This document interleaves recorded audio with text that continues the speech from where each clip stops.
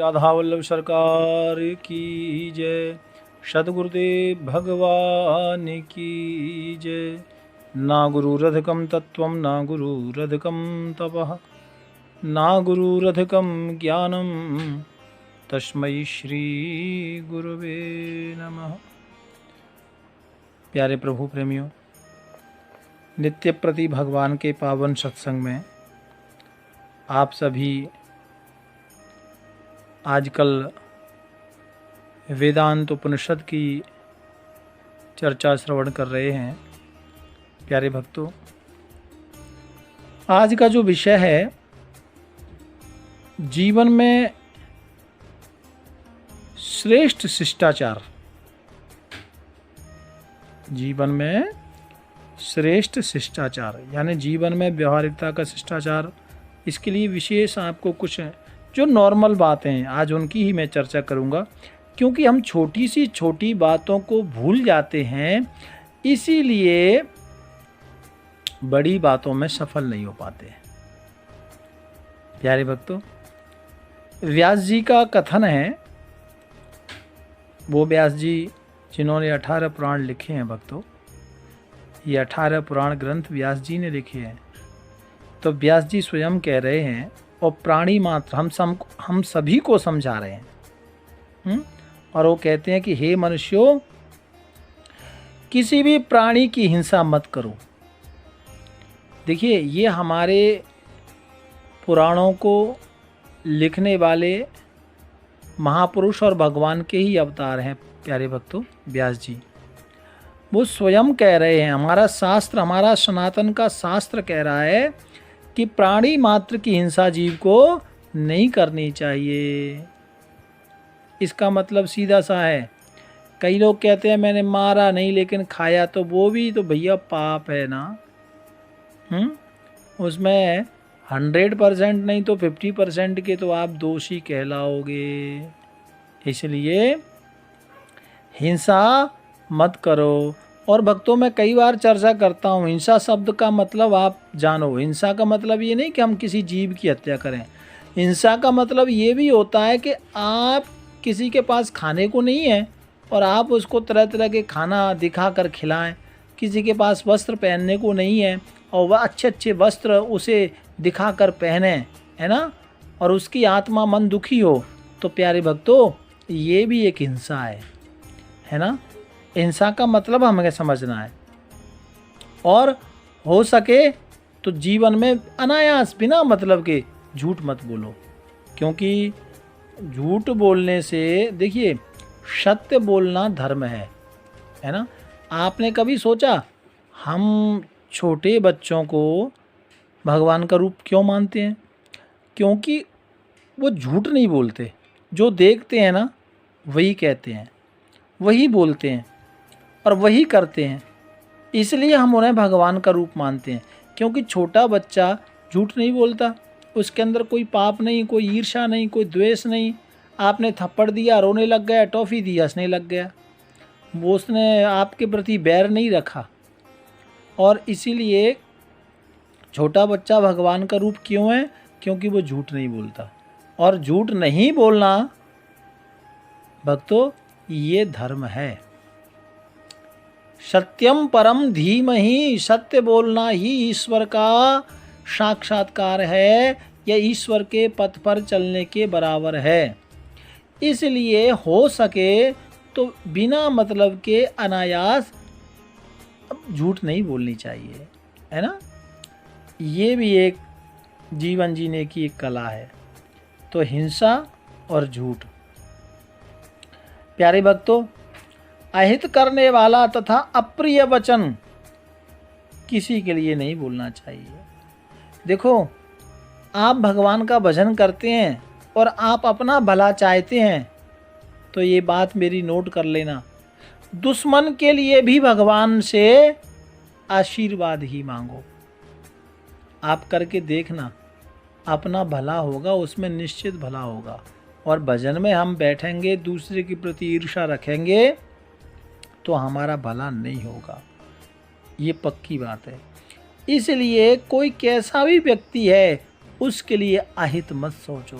कई बार तो हम अपनी एनर्जी को यूं ही व्यर्थ गंवाते हैं। किसी का अच्छा देखा, अच्छा खाना पीना रहना, तो हम अंदर ही अंदर उससे चिढ़ जाते हैं, गालियां देते हैं, ईर्ष्या करते हैं। भक्तों, ये उसके लिए नहीं है, ये ਤੁਹਾਡੇ लिए है। ਤੁਹਾਡੀ भक्ति इससे नष्ट हो रही है, आपकी शक्ति नष्ट हो रही है, आपको पता ही नहीं लग रहा है। फिर आप कहते हैं जी असी तो बड़ा भजन करते हैं, होता ही कुछ नहीं है।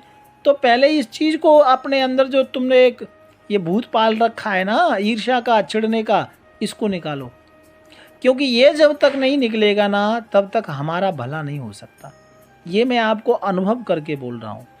और किसी के लिए बिना मतलब के अप्रिय वचन मत बोलो।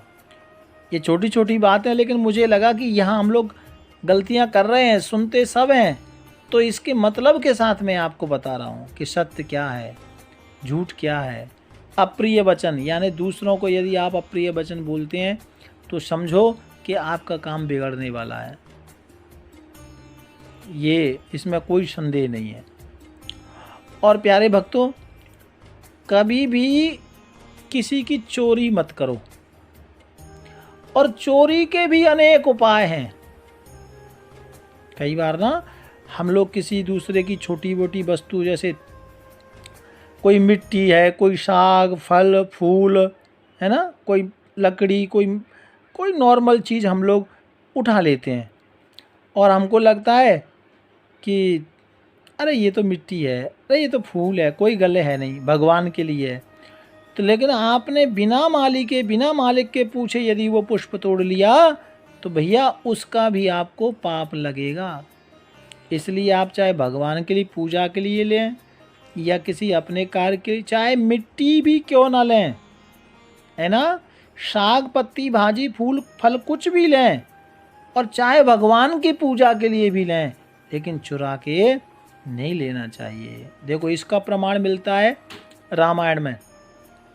जब भगवान श्री राघवेंद्र सरकार भैया लखन के साथ पुष्प वाटिका में पुष्प तोड़ने के लिए जाते हैं ना, तो भगवान तो स्वयं सरकार हैं, विश्वामित्र गुरुदेव ने उनको भेजा था और वो राजा जनक के विशेष अतिथि थे। लेकिन फिर भी श्री राम जी ने जब पुष्प वाटिका में गए तो उस माली से जो उत्थों था ना, उससे पूछा, भैया पूजा के लिए, गुरुदेव की पूजा के लिए पुष्प चाहिए, क्या हम तोड़ लें? तो ये शास्त्र सुनना, देखो रामायण पढ़ना, ये शिक्षा हमें यहाँ से मिलती है कि राम जी भी गए थे तो राम जी ने पूछा, तो राम जी ने करके बताया ना। तो इसलिए हमें भी करना चाहिए। छोटी से छोटी वस्तु भी नहीं चुरानी चाहिए। चुराने वाला मनुष्य नहीं तो फिर उसको नरक भोगना पड़ता है। प्यारे भक्तों, और राजा से, शूद्र से, अन्यत्र किसी से, है ना, बिना मतलब के दान भी नहीं लेना चाहिए। क्योंकि ये दान भी आपको बिना मतलब के, यदि हम किसी की मदद ले लेते हैं, दान लेते हैं ना, तो वो भी हमको बहुत लॉस करता है, बिना मतलब के आदि ब्याधि देता है। इसलिए ये जो असमर्थ है, कोई बिल्कुल असमर्थ है और वो उसका पेट भी नहीं भर पा रहा है, बहुत भूखा प्यासा है, तो ऐसा व्यक्ति दान ले तो भी चलेगा, लेकिन उसको दान लेने के बाद किसी की निंदा नहीं करनी चाहिए। और बिना मतलब के हर किसी से, किसी व्यक्ति से याचना ना करो, ठीक है ना।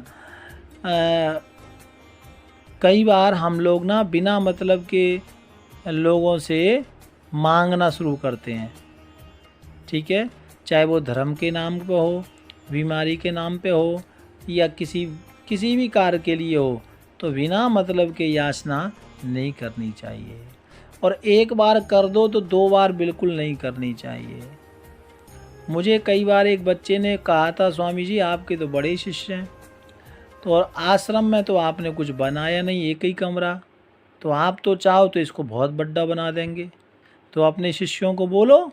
मैंने कहा देख भैया, मैंने किसी से बोलना नहीं, मैंने तो भगवान का भजन करना है, और मैं बोल के क्यों बोलूं? ये भगवान का काम है, और करने वाले शिष्यों को नज़र आएगा तो वो करेंगे। मैं बोल के छोटा क्यों बनूं? भैया मुझे मांगना नहीं, मेरा भजन चल रहा है। हाँ, जिस दिन मुझे भोजन की व्यवस्था में दिक्कत आएगी तो मैं मांग के, जैसे शास्त्र में बताया है कि ब्राह्मण का धन भिक्षा, तो उस दिन सोचा जाएगा। अभी तो श्री जी खूब आनंद लंगर प्रसाद दे रही है और बढ़िया भजन चल रहा है। तो बिना मतलब के मांगना भी अच्छी बात नहीं है, है ना। मांगने से बहुत धन भी आता है तो बहुत सारा पाप भी आता है। चाहे वो गृहस्थी हो, चाहे विरक्त हो, चाहे वो सन्यासी हो, कोई भी हो, है ना, नहीं मांगना चाहिए प्यारे भक्तों। और कोई भी निंदित व्यक्ति है, आपको लगता है कि ये व्यक्ति की अच्छी सोच नहीं है, अच्छे विचार नहीं है, भगवान को गाली देता है या माता पिता को नहीं मानता, ऐसे व्यक्ति को त्यागने में ही भलाई है, त्याग ही देना चाहिए भक्तों। किसी भी ऐसे व्यक्ति के संग ना रखें। क्यों? क्योंकि उससे बुद्धि का विनाश होता है। और कभी किसी व्यक्ति से आप, हमेशा ये बात आपको ध्यान रखना है, ऐसा शास्त्र में कहा गया है कि आपको हमेशा ये ध्यान रखना है कि मुझसे किसी के प्रति वाणी से हिंसा ना बने। कई बार हम ऐसा बोल देते हैं, किसी को दुख होता है तो वो भी एक हिंसा है ना। और प्यारे भक्तों, जो दक्षिणा का, जो दान का जो धन बताया है ना, तो उस धन को शास्त्रों ने, व्यास जी ने विष के समान बताया है। इसलिए ये जो ब्राह्मण देवता हमारे द्रव्य लेते हैं, तो वो तो ठीक है, क्योंकि वो गायत्री जपते हैं, गुरु मंत्र जपते हैं, उन्होंने कर्म किया, ठीक है। लेकिन कई बार हम जजमान से छुपाकर कोई वस्तु ले आते हैं ना, तो भैया, तो उसके लिए कहा गया है कि जो छुपाकर लिया हुआ जो धन है ना, वो विष के समान होता है, और उसको विष कहा गया है। और प्यारे भक्तों, जब अपना धन ऐसा आप घर लेके जाते हैं, जहाँ आप रहते हैं वहाँ निवास करते हैं, जीवन में लाते हैं, तो आपके जीवन में धन रूपी जो विष आया है वो हमें समाप्त कर देता है। इसलिए ये बात में सबके लिए लागू होती है। इन छोटी छोटी बातों को विशेष ध्यान में रखना है। भाव प्यार से राधे राधे राधे।